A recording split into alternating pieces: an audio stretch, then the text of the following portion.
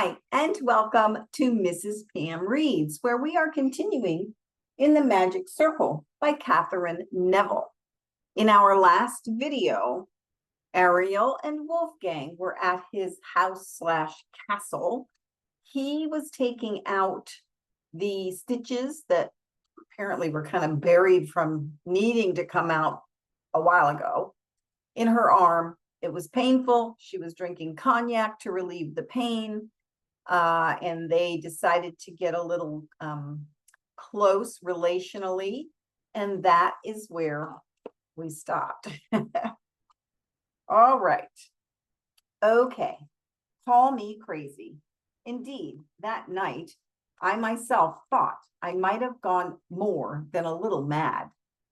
Wolfgang had opened a different kind of wound from the one patched together by those stitches in my arm, a wound that ran deep and bled silently within, so I couldn't be sure exactly how much damage had been done. This unhealed trauma, which I'd managed thus far to hide even from myself, was the fact that I might be more than a little in love with my cousin Sam. So what did the situation make me? A pretty confused girl nuke. But those conflicting emotions playing war games in my chest were at least partially obliterated that night, along with everything else. But something Wolfgang unlocked that I'd never known or even imagined existed within me.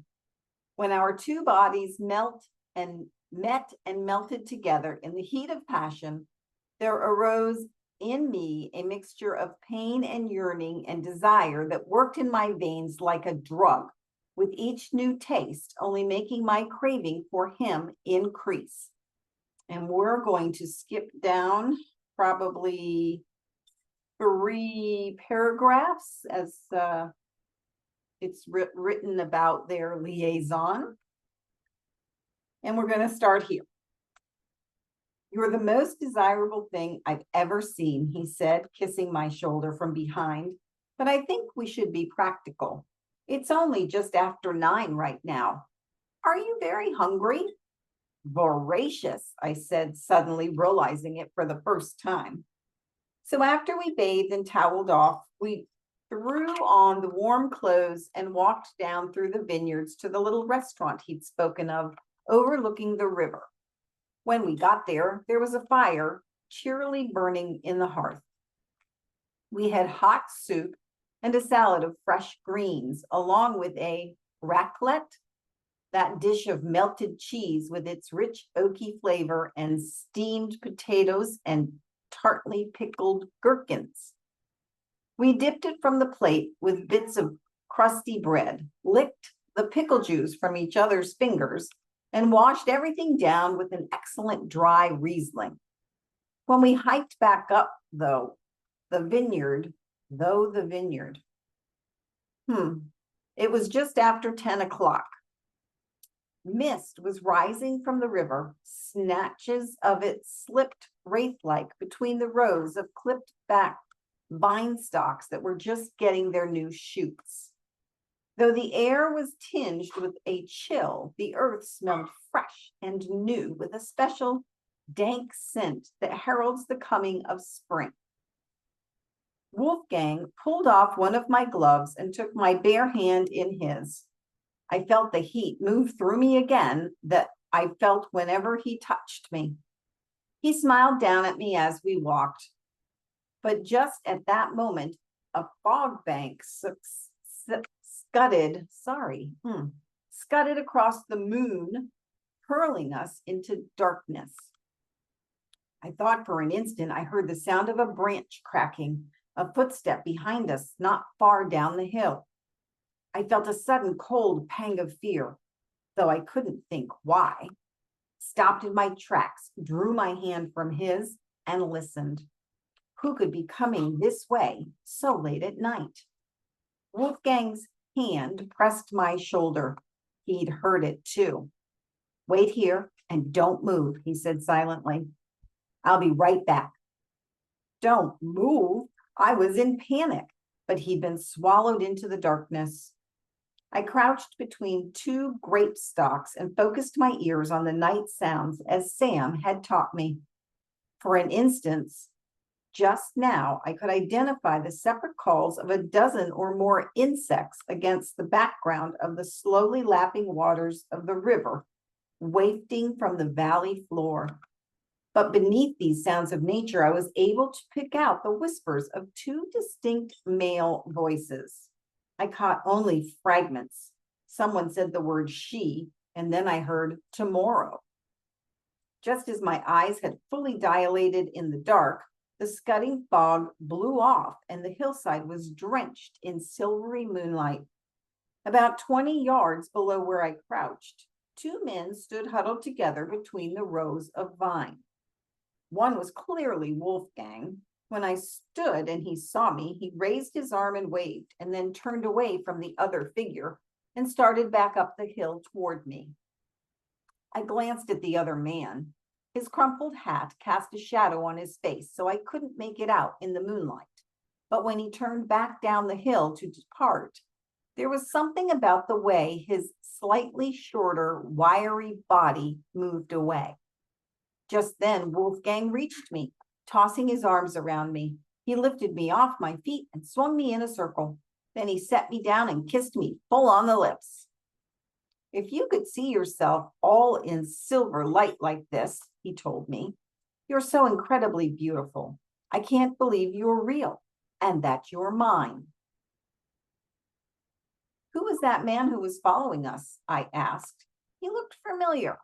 Oh, not at all. It was only my groundskeeper, Hans. He told me. He works in the next village during the day, and he looks in here each night when he comes back. Often, like tonight, it's rather late. But just now, when he returned, someone told him that he'd seen lights on earlier up here at the castle. He was coming to check everything before he went to bed. I suppose I'd neglected to tell him I would be home, and he certainly isn't used to finding house guests here. Wolfgang looked down at me and tossed his arm over my shoulder as we started up the hill once more. And now, my dear, a little house guest, he added, squeezing me inside the circle of his arm. I believe it's time for us to go to bed as well, although not necessarily to sleep. All right. And then there's a natural pause here, but we're going to keep going. But sleep at long last, we did, though not until after midnight, among piles of fluffy goose down comforters on Wolfgang's bed, high at the top of the tower, beneath that vast tinseled canopy of stars. This one night odyssey of tempestuousness, passion, had clearly cleared my brain out, not to mention my pores. I was finally at peace, despite the fact that I had no idea what the morning, much less the rest of my life, might bring. Wolfgang lay exhausted in the pillows, as well he might, one arm tossed diagonally across my rib cage, his hand caressing a lock of my hair that rested on my shoulder, as he drifted off into a seemingly untroubled sleep. I lay on my back and looked at the midnight sky, spangled with stars. I saw the constellation Orion just overhead, Dacian's home of the Romani in the sky, with those three bright stars at the center of the hourglass, Caspar, Balthasar, and Melchior. The last thing I recall was gazing up into the sky at the enormous serpent of light that Sam said the ancients believed was created by milk spurting from the breasts of the primal goddess Re, the Milky Way.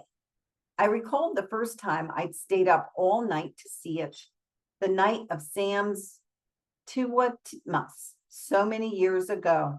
And then, unconsciously, I slipped back once more into the dream.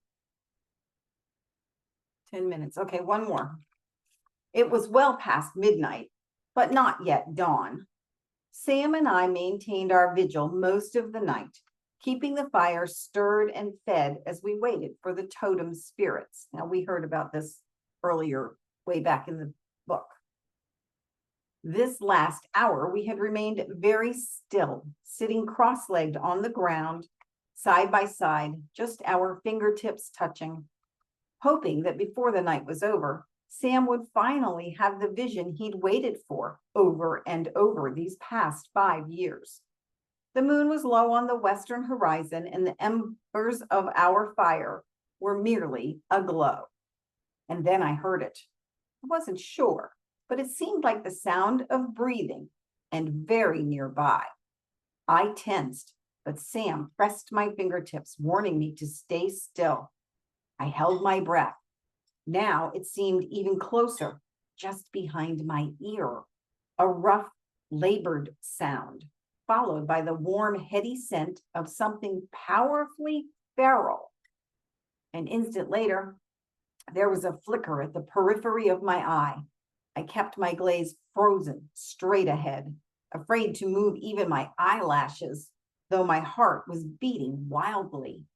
When the blur of movement solidified within my field of vision, I nearly fainted from shock.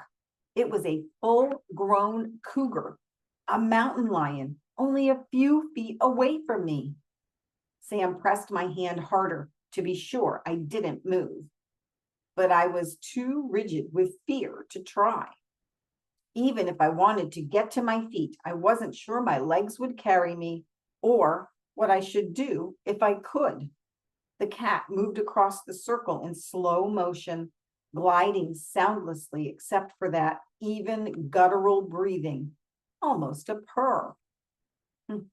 Then it stopped beside the dying fire and slowly, gracefully turned to look directly at me. Just then, a dozen things seemed to happen all at once. There was a loud crashing in the brush at the far side of the circle.